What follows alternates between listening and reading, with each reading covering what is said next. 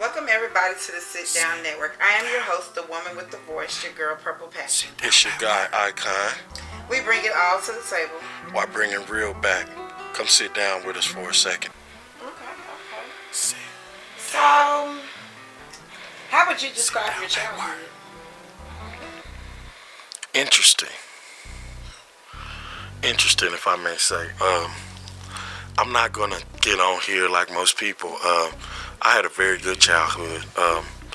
My mom took care of me. We didn't lack nothing. I knew that we didn't have what some other people had because when I went to school, I got to see what some people had, but it never, like the family time and all that was there. So I would describe it as just interesting, going through a lot. We faced a lot of adversity, but it was a lot of fun. So I guess that's the best way I could explain it all, was that it was interesting. It was fun. It was a lot of highs, a lot of lows, a lot of in-betweens. You know, it was never the same. It was just a constant change. And that was, I guess, what made it so interesting. Okay. So, do you talk a lot about your childhood in your music? I mean, I do.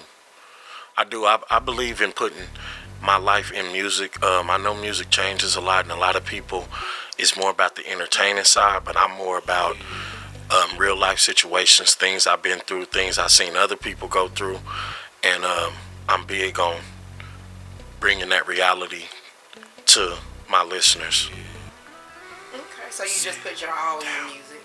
No doubt, everything I got. What's your process when you get ready to write a song?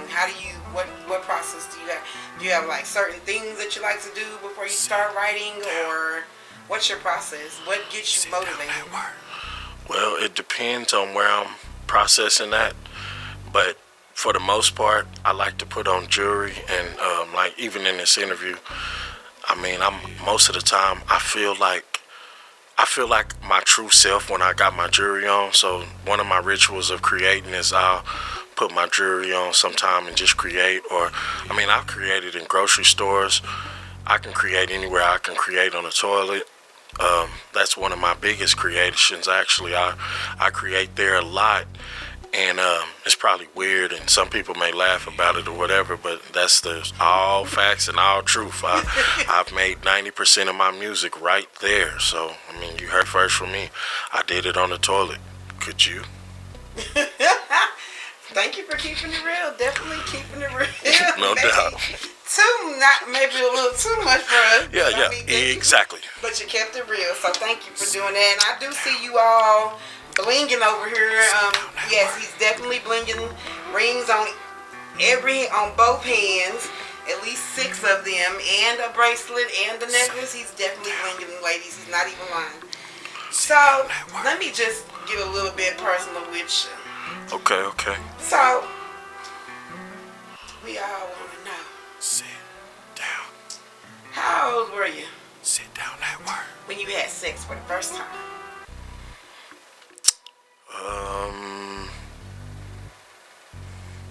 Again, my memory don't serve me all the way. I'm going to say 13. 13. That's a safe one. 13. Safe? Yeah, because it could have been before then, but I want to say it was 13 when I understood it, because I probably done it before then, but 13 was the age that I actually understood, okay, this is sex, this is what it is, let's do it. Okay. Right now. Was that one of your first loves, or just? No. Okay. That was just an experiment, and experiment that I don't even tend to tell too many, because it was just an experiment. Understand. We don't want you to out nobody or nothing like that. We're just a little curious on you. Yeah. Just a little curious. Because sometime they'll call me Audi. Audi. Like the car. But yes, I do. I do actually have a special lady right now. And she's very special. I think one of the most special people I met, and eventually y'all get a chance to know her, know who she is. You might know her already, but for our relationship, y'all get to know her very soon. She's very talented, got a lot of things going on. She helps keep me motivated, help keep me leveled out, been there for me through my ups and downs already. Extremely grateful for that. Well, she must be very lucky to have a man like you in your life. In her life, let me excuse me by saying that. In her life, because you seem like you're very well-rounded. You've been through a lot of things, but yet you keep your head up. You keep your head up. You sit tall. You don't. I mean, you keep going. You haven't stopped. You just kept going. I mean, you're talking about creating music. You're self-teaching yourself how to make the music, and then you're out there going on doing other ventures to be self-made, making your own business plans, creating businesses, doing what you need to do in this life to leave behind a legacy. Who is this? The legacy that you're trying to leave behind. Who are you leaving it for?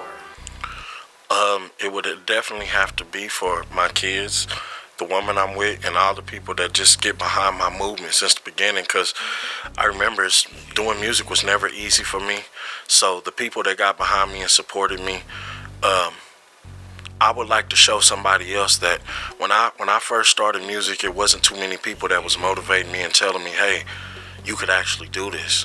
So I had to kind of, outside of my mom and my dad, I had to actually put that into myself to where, so the legacy I would like to leave behind is don't ever stop, don't ever quit. Whatever it is you're doing, you got to do the opposite of that. Every day that you're alive, every day that you're here, every second that you get, sometime I'm up at 3 or 4 in the morning doing this exact same thing, because when you're passionate about it, it's got to be that way. You have to give it everything you got, or you can't be mad at the outcome if you don't get to where you're trying to go. You can't half step and expect great results in the end. No doubt. You gotta push it, keep pushing, and keep pushing. Even if you fail, you gotta keep getting up. You gotta keep going. You just don't stop. You just don't quit. No doubt, because I've been to the point of many times where I felt like I'm not getting what I need to get out the music. Even recently, I was sick and I wanted to stop doing the music for the first time in my life. I felt like music just wasn't doing it for me like that. It wasn't that the passion was gone. It was just so much. But, just to keep pushing through those moments when you get those moments, because they're going to happen. But just to keep getting there and understanding what you're doing it for. If you got kids or you got somebody special in your life, whatever it is, even if it's just for yourself. Because self-love is the best love, so you got to make sure that you're just passionate and you love everything that you do the whole time. Yeah, that's true. Cause, I mean, you can't do something without loving something. That's like with any job. You're not going to do great at that job if you don't love that job. If you hate that job, you're going to do horrible. You're not going to put your all into it. Right. You're not going to do your best. So you have to love what you do at all times. Right, and most people be miserable at work. That's why I push the self-made envelope, because it's like you're going to work for somebody else for 20, 30 odd years or whatever, and then still not get what you want out of life.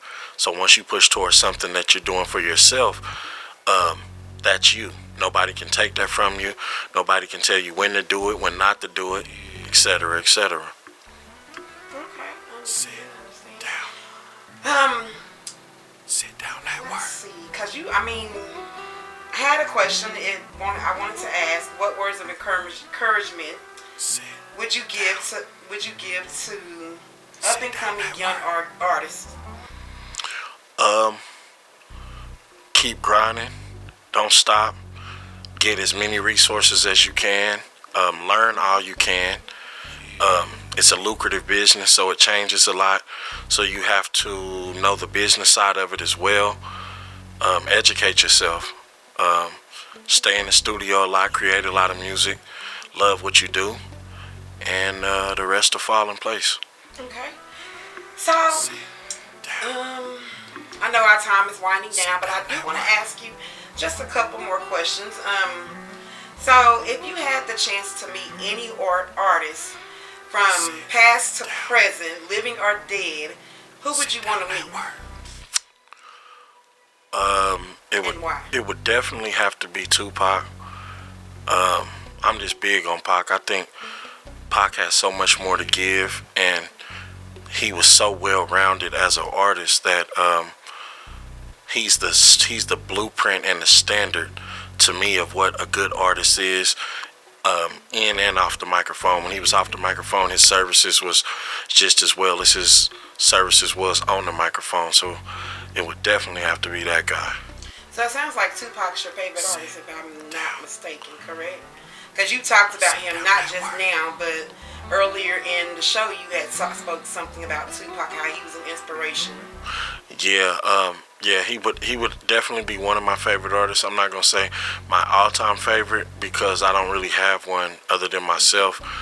But I do appreciate a lot of different artists and elements that they bring to music that help me get to the point of creating and have the confidence to know that I could be a rapper and I could really do some of these things that I seen a lot of rappers doing when I was young and upcoming and excited about getting into the music field. Okay. Well, Icon, it has been a pleasure getting all up in your business with No the doubt. Sit Down Network listening audience.